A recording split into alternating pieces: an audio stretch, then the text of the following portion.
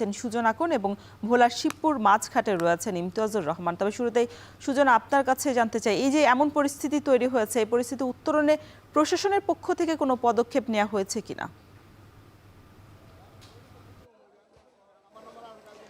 রওশন, বিশ্বজুড়ে যে জ্বালানির অর্থনীতির যে একটি অস্থিরতা চলছে সেটি কিন্তু এই যে দেশের দ্বিতীয় বৃহত্তম মৎস্য অবতরণ কেন্দ্র পাথরঘাটা বিএফডিসি ঘাটে কিন্তু এক প্রকার একেবারে স্থবির হয়ে পড়েছে এই খানের যে অর্থনীতি। এবং আমার পেছনে দেখতে পাচ্ছেন যে একটি ট্রলার থেকে রূপালী ইলিশ কিন্তু এখন কিন্তু ঘাট থেকে নামানো হচ্ছে, অর্থাৎ ট্রলার থেকে নামিয়ে এই বাজারে কিন্তু বিক্রি করা হবে। এবং এইখানের এই ট্রলারটিতে যেসব জেলেরা রয়েছে তাদের সঙ্গে আমার কথা হয়েছে।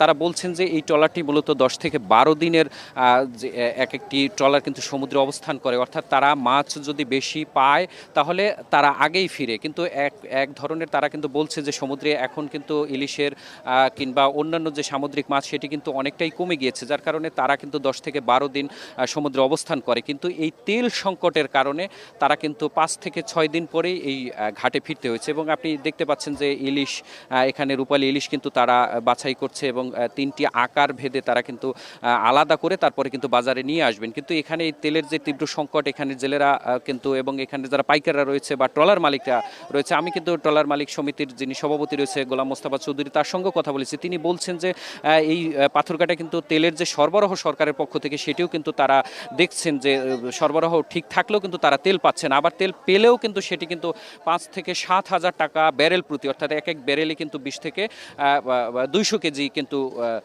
তেল থাকে। এবং এই এক একটি ট্রলার কিন্তু সমুদ্রে 10 থেকে 12 দিন যে অবস্থান করে তাতে কিন্তু 5 থেকে 7 ব্যারেল তেলের প্রয়োজন, কিন্তু তারা কিন্তু সেই অর্থে তেল পাচ্ছে না। এই বিষয়ে কিন্তু এই যে সামগ্রিক একটি তীব্র সংকট তেলের দেখা দিয়েছে। এবং এইখানে আমরা দেখতে পেয়েছি যে পাথরঘাটা, পুরো পাথরঘাটা কিন্তু মৎস্য জেলে অধ্যুষিত একটি এলাকা। এখানে কিন্তু এই জেলে পেশার সঙ্গে জড়িত প্রায় 1 লাখেরও বেশি কিন্তু মানুষ রয়েছে যারা কিন্তু এই জেলের সঙ্গে জেলে পেশার সঙ্গে জড়িত। তারাও কিন্তু এই সমস্যায় কিন্তু পড়তে হয়েছে। তারা বলছেন যে এই যে সংকটেই কিন্তু একটি সিন্ডিকেট কিন্তু এই তেলের ঘাটতি, তারা দোকানে তেল থাকলেও তারা কিন্তু পাচ্ছে না। এবং সেই বিষয়ে কিন্তু আমরা কিন্তু জেলা প্রশাসনের সঙ্গে কথা বলেছি, বরগুনা জেলার অতিরিক্ত জেলা প্রশাসক তার সঙ্গে কথা বলেছি। তিনি কিন্তু জানিয়েছে যে তারা কিন্তু প্রত্যেক উপজেলায় কিন্তু ট্যাগ অফিসার নিয়োগ করা হয়েছে তাদের পক্ষ থেকে এবং পুলিশ নিয়োগ করা হয়েছে। এবং তেলের যে সিন্ডিকেট সেটি ভাঙার জন্য তারা কিন্তু চেষ্টা চালিয়ে যাচ্ছে। এবং এই তেলের সিন্ডিকেটের সঙ্গে যারা জড়িত আছে তারা কিন্তু তাদের বিরুদ্ধে কিন্তু তারা ব্যবস্থা নেবেন। এইসব বিষয় নিয়ে আমরা আরও জানবো ভোলা থেকে, এবং সেখানে আমাদের সহকর্মী রয়েছেন ইমতিয়াজ, এবং তার কাছ থেকে জানতে চাইব ভোলার পরিস্থিতি।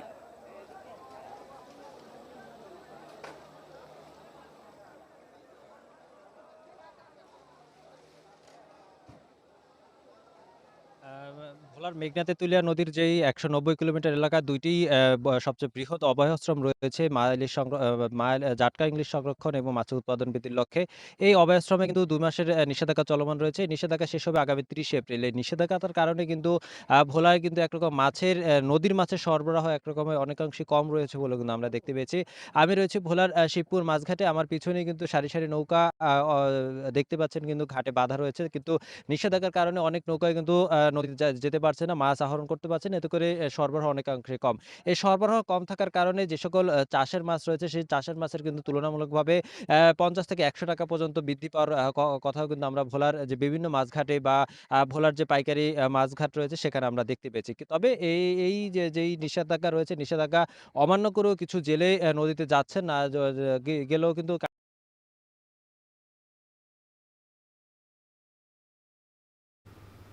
দর্শক, রাজধানীর বাইরে মাছ বাজারের পরিস্থিতি